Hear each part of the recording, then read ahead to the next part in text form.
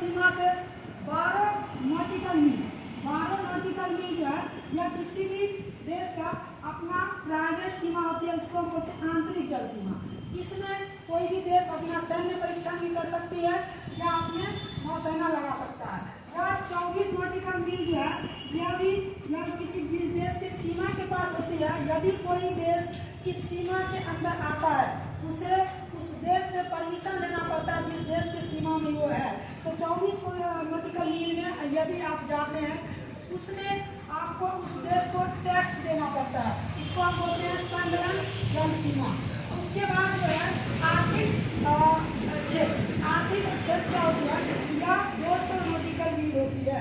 यानी कि किसी भी देश के तटीय सीमा से लेकर के 200 नॉटिकल मील तक का जो सीमा होती है वो आर्थिक क्षेत्र होता है। इस क्षेत्र में सभी देश अपना व्यापार करते हैं, मछली पकड़ते हैं।